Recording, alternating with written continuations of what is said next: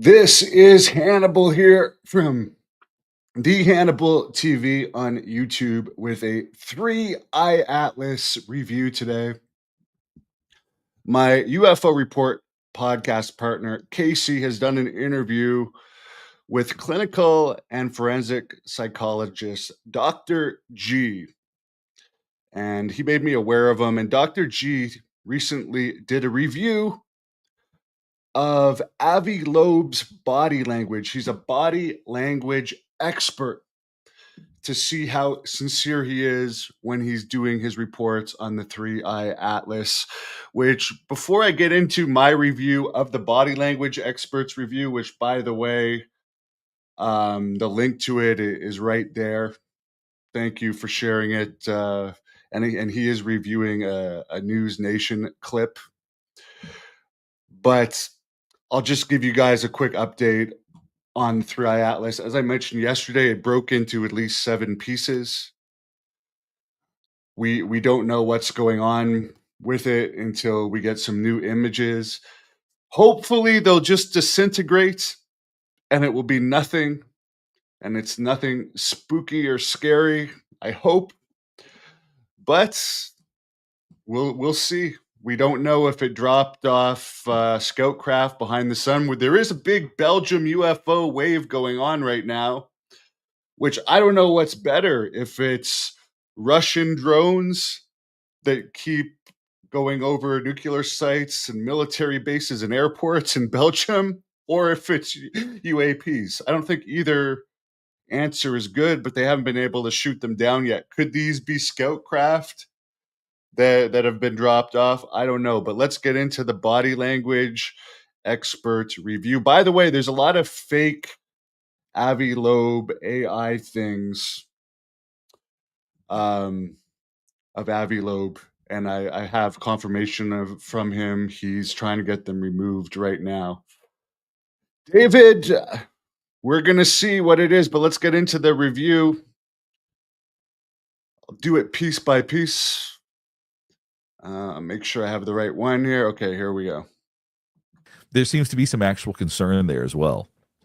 Whatever it is, I will let you know if it's the rock or something more exciting. Either way, we'll learn something new.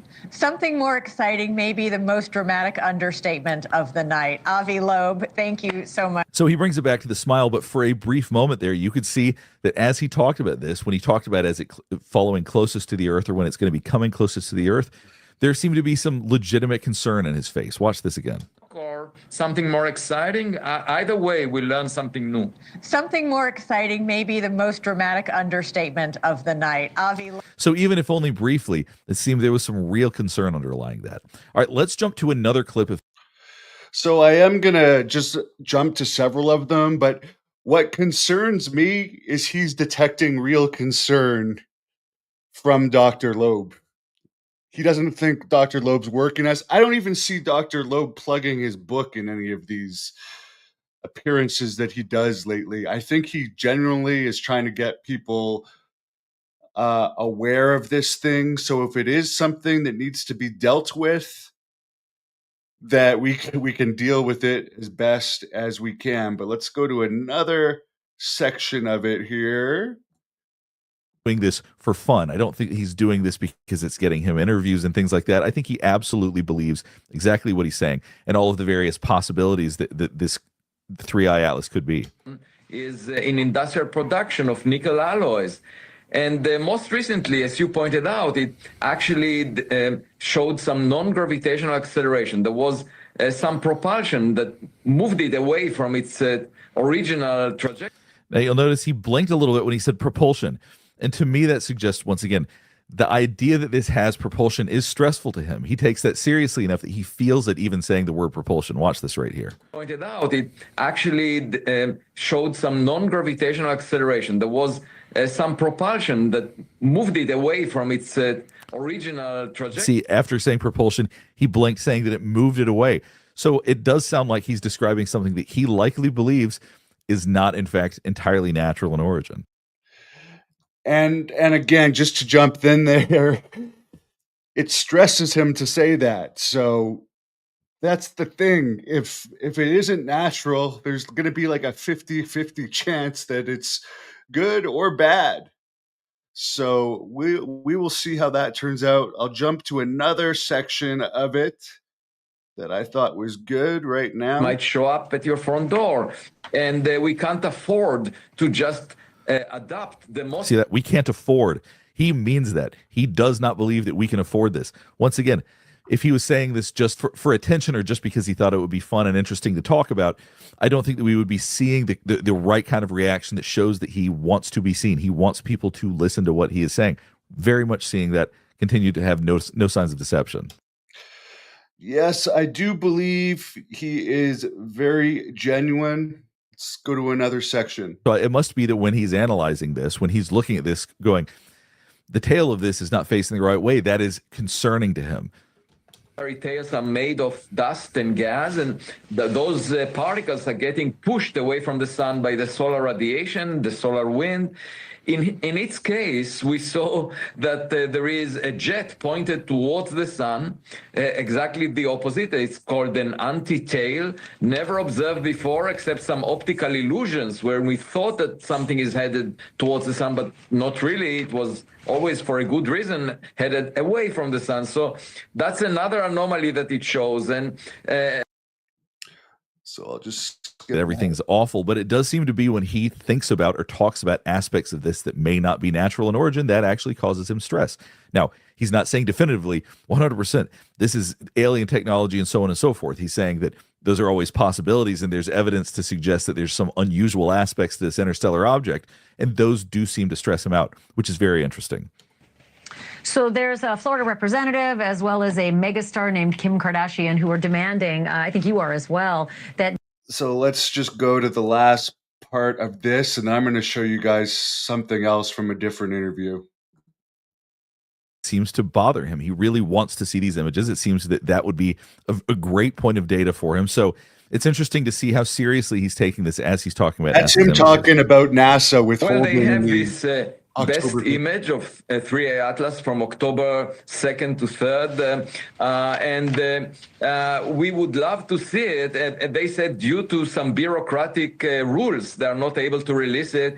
I don't think science should be sabotaged by politics, the politics of the day. All right, we'll go ahead and wrap things up here. Hopefully this is helping you better understand some of the behavior and body language that we saw. Now, one of the things that really stood out to me is how passionate he is about this. He's someone that really, truly wants you to listen. When we feel strongly, we show it in our body language. And when we're being deceptive, we try to hide some of that body language because we don't want people to catch us being deceptive.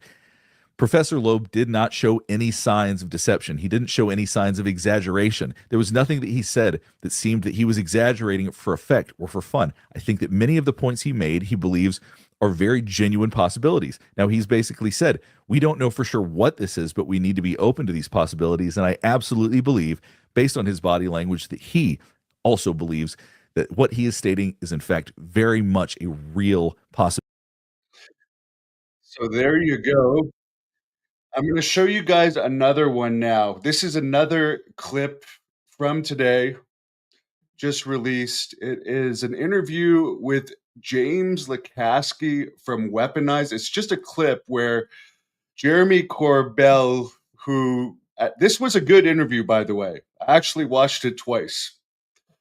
But I wanted to just bring this up because Jeremy, who did a good job in this interview, and James Lukatsky is a veteran Defense Intelligence Agency investigator and has worked with UAP. He's just come out with a book. Very interesting stuff in this interview. But again, he asked him about 3I Atlas, and he admits in this interview that he's only read a couple articles about it. So I don't think he's as much of an expert as Dr. Loeb. But Dr. Loeb is being neutral anyways. He's saying there's only a 40% chance this is technological. But let's just go to the part where Jeremy asked Lukatsky about Professor Loeb. And as a propulsion expert? You're going to try. Go ahead. I'm gonna try. Okay. No, this is simple. You can answer this. This is I'm just curious what you think of the 3-eye atlas debate that's going around, and everybody, well, not everybody, one particular Harvard scientist named Avi Loeb is talking about how, and I like his open-mindedness. I do, that it might have unnatural characteristics, more tending towards intentional propulsion from an extraterrestrial, visitation. When you look at the 3-eye atlas narrative that's being put out into the media, and as a rocket scientist and propulsion expert, By the way, Avi is saying 40% chance. do you think that is a natural comet, or that's maybe irregular by orientation to the sun or by materials, or do you think that is possibly some mothership coming to Earth? Just curious. My opinion is people are going to criticize me either way, but I think it's doubtful. It's almost like something we would do, Star Trek-y like, pre-Star Trek, pre-Enterprise. It's just like. So again, you guys can watch their full thing, but there's another part of this I want to show you. Again, Lukatsky says he's only done a few articles, but there was something about this that I think was worth getting on here. Why he says we should not be concerned about visitors, which he did a book about extraterrestrial visitation, but this is why he doesn't think we should be concerned. You obviously have a career, you have a pension, you're okay. We know you're not doing this for the money. What I want to know is, what did you mean by that statement? That if full human capabilities were known to us right now, the phenomenon is not something that we need to fear. What does that mean? Exactly what it says. You're going to have to go. So there you go. If full human capabilities were known, and again, he's worked on whatever this connection is with UAP and ETs. He says in this, if full capabilities of humans were known, we wouldn't have to worry. Does that mean we do have the technology to fight something or stop it if it was bad? I don't know. But very interesting to keep following. I sincerely hope that Dr. Loeb's, again, he's only saying a 40% possibility, but I hope that one is wrong and it's not aliens, because even though Lukatsky's saying that our full capabilities could possibly, that's what I get out of it, we could defend against something like that. It's still stressful to me too, to think that there could be an object the size of Manhattan coming this way, or that could have released scout craft. Again, there's a drone wave going on right now in Belgium and other parts of Europe. And so far, none of them have been taken down. So there's weird stuff going on in this world. I'll keep following it. Please like and subscribe. Have a great night. God bless.